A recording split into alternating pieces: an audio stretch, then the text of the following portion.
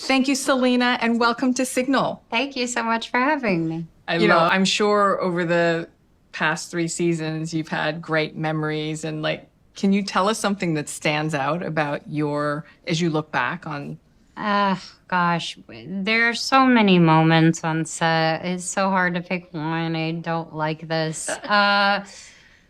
Probably, probably working with Meryl. My first scene I had with Meryl by ourselves was really touching. I enjoyed it. It was it was a surreal moment, and I felt very safe, and I didn't feel too nervous, but it was a really fun experience. And then as far as the wackiness, I mean, Marty sings all the time. He's dancing. He will interrupt takes to say something that's on his mind. Steve's always talking about the time and the time. We need the time. And they're just, I don't know, they're just my That buddies. sounds like their characters a little It bit. actually is. When people ask me how they are, I basically say they are their characters. Oh my gosh. It's hysterical. They're just brilliant at what they do, and there's not that kind of humor around anymore. Well, just not as much. No, it's great. I would not have put the three of you guys together. I think that's the thing that everyone's like. Yeah, it is weird. But it works so well. So. But now I can't imagine it any other way. For sure. You've accomplished so much in your career and you wear so many different hats. Can you tell us a little bit about your career journey and how you got started? Sure.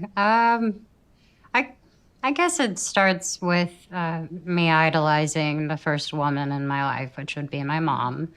She grew up wearing many hats as well and did her hardest to provide for me, but she loved theater.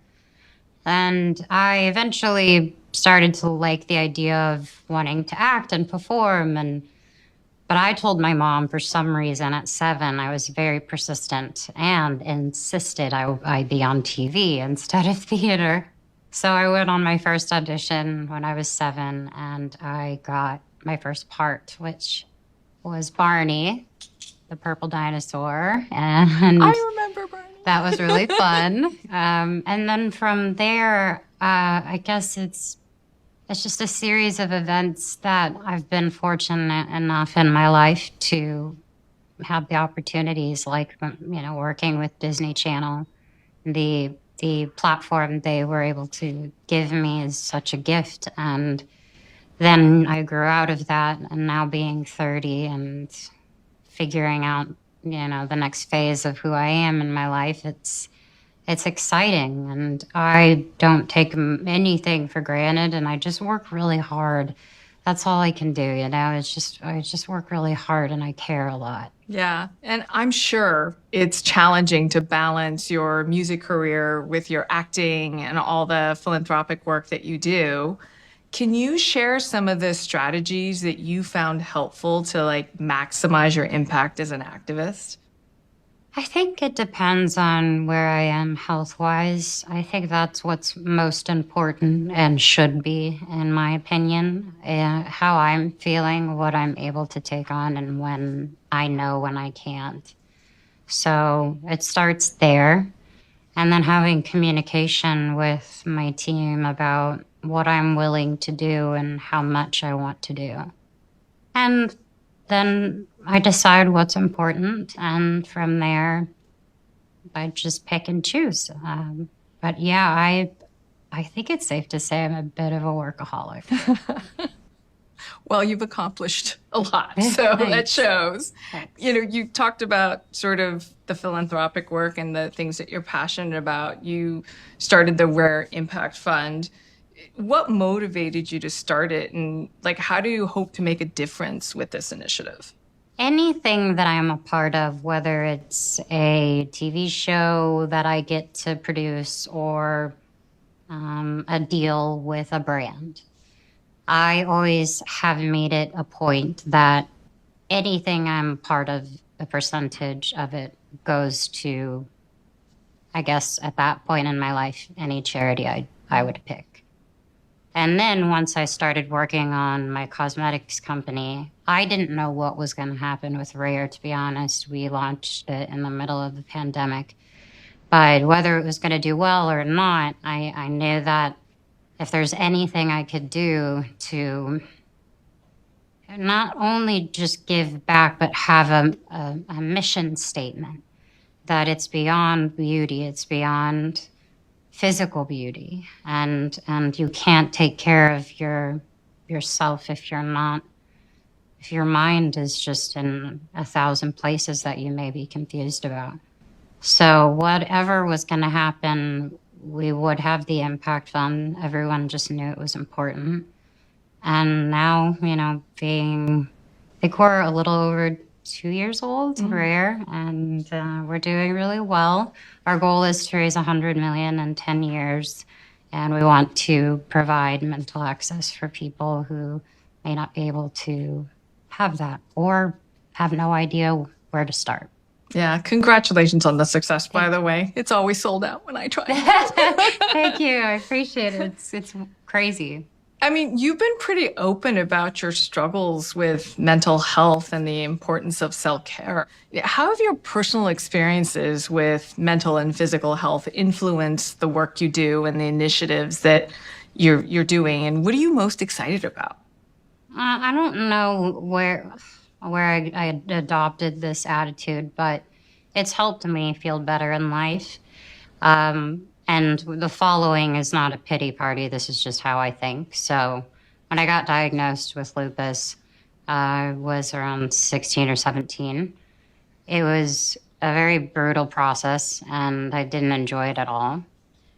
But cut to a few years later, I was able to visit a child in the hospital, and they would not look at me until I said I had lupus too.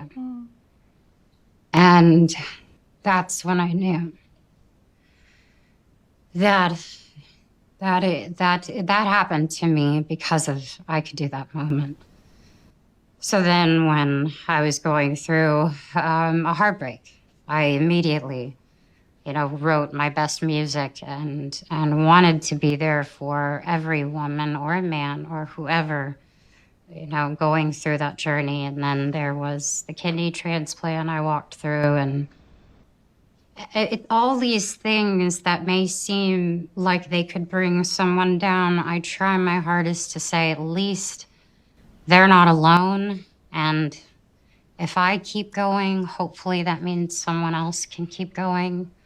Because I don't want to always do it, but I want to for them, more so than myself at times. But I'm a work in progress, and it's just one day at a time. I mean, I so admire that you are so dedicated to that cause and using your voice to really amplify that. I mean, you've probably saved lives, like real lives. I hope so. And one of the things I really appreciate about what you're doing is sort of the self-acceptance and just redefining the beauty standard. And in fact, I think Rare Beauty received praise for its inclusive range and commitment to accessibility. So how do you hope to achieve this goal through your products and the marketing and overall brand messaging that you're doing?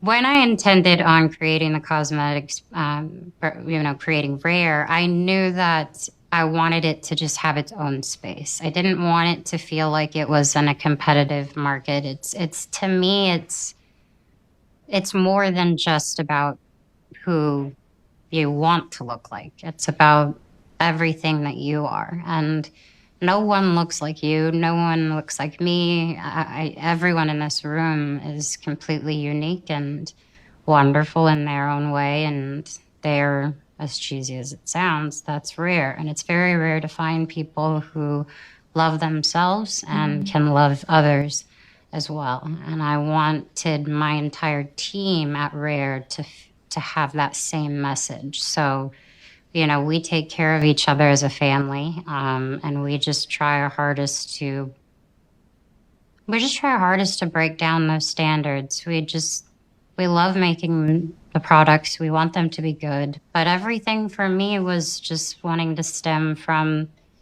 me being like, Here's an easy way to do it. I don't know how to do all the really crazy stuff, but here's simple makeup that you can apply and know that when you're buying it, it's actually going to a really great cause. You know, even though you're talking about sort of how we should feel, right? We all struggle. And I think, self doubt and sort of the self criticism is such a big part of it. You seem to recognize that and sort of identify with it. Like, what advice would you give to people who are struggling with that?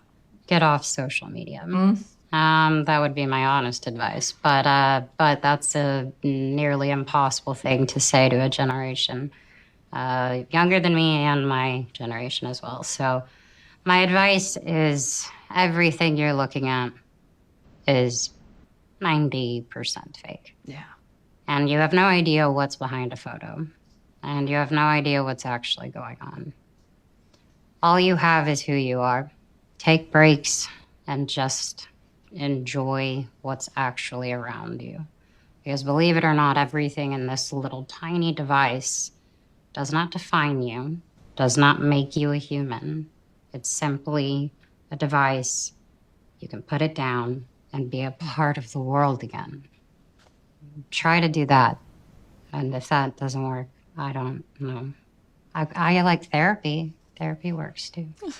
Well, I think you're right. It helps that we're out now, right? Yes. Pandemic is over and we get to enjoy the being with people. Yes. So that's a great thing. That is something that is good. And I should say that there are a lot of wonderful things about social media. I just said, as far as advice goes, it's nice to take a break. It's got its pros and cons. Yes. We know that. And, it goes to sort of your other passion, which is sort of advocating for the importance of prioritizing time for mental health, which I think inspired you to found Wondermind. Like, why did you start this and what was it, what was the mission of it? It was actually, an idea that my mom had, and it is something daily that people are tangibly able to digest at their own pace. And, there's so many different ways you can connect people to the right sources and the right resources, sorry, is what I meant. And we just tried to make a place and a safe community for people to talk about what they're walking through, shine light on specific studies or people who are changing the mental health game. So I'm constantly doing something. Well, that's great. Yeah. Switching gears a little bit, your song, Who Says, has become an anthem for celebrating individuality and self-acceptance. What inspired you to write this song, and what message were you hoping to convey to your fans? So it's actually a funny story. I was working with Disney at the time, and they were actually giving the song to another artist. And I cried. I remember I was with my mom because I loved the song so much. I basically said to my label, I feel like my fans are young and they need it. That's all I kept saying because I was 16 at the time. And I was like, I think my fans really need it. Like, tell her my fans really need this song. And so maybe it just didn't work out with the other artists, but that was a gift to me that I did not know I needed. And I love that song, and it has carried with me through my whole career, and I fought for it. So to be honest, I, to this day, need to hear it. Not by me. Like, I don't want to hear myself sing it. I'm just saying the message. Yes. It will last and last because it's the truth. It's such it's such a special song. What advice would you give anyone that really wants to make a difference in their community? I think the first thought of someone wanting to make a difference is, well, what am I going to do? What is one person going to do? And I have to be honest, I ask myself the same question. And I also hear people all the time just say, well, we're doomed anyway, so it doesn't matter. And that obviously is a very frustrating answer. And probably I've even said it, to be honest. It's not an easy thing to do, but I've seen the commitment that people make, and I've seen the payoff, and I've been around people, incredibly smart people who have educated me and shown me the effects of everything from politically to environmentally to socially. And it's, I think that's getting my information and just absorbing it how I do. I don't know. Well, Selena, I can't thank you enough for being with us today. Your story and everything you've accomplished and everything you continue to do is so inspiring. And Thank you. thank you for just using your voice for this. It's so important. I appreciate it. Thank you for having me, and thank you for all the thoughtful questions.